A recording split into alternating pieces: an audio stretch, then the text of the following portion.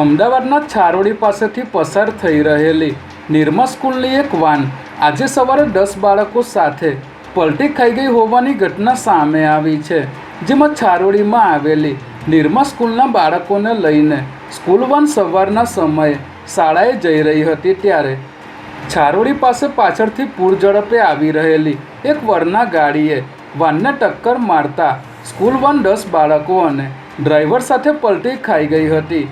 સદનસીબે વાનમાં સવાર કોઈપણ બાળકને ગંભીર ઈજા થઈ ન હતી, જેને પગલે પોલીસે 2 અલગ અલગ ગુના નોંધી તપાસ હાથ ધરી છે।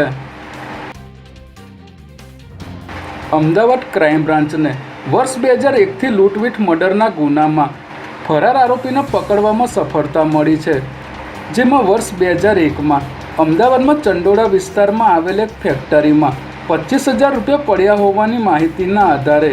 આરોપી રામુ વર્મા અહીં આવ્યો હતો અને ચોકીદારને બેભાન કરીને લૂંટ ચલાવી હતી, પરંતુ તે સમયે ચોકીદાર જાગી જતા છરીથી ગળું ધડથી અલગ કરીને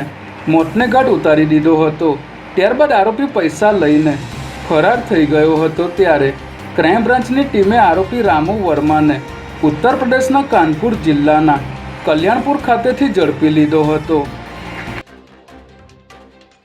હાલના રાજ્યના કાર્યરત ડીજીપી વિકાસ સહાય 30 જૂનના રોજ નિવૃત્ત થઈ રહ્યા છે, ત્યારે રાજ્યના નવા ડીજીપી કોણ બનશે તેને લઈને પોલીસ બેડામાં ચર્ચાઓ શરૂ થઈ ગઈ છે।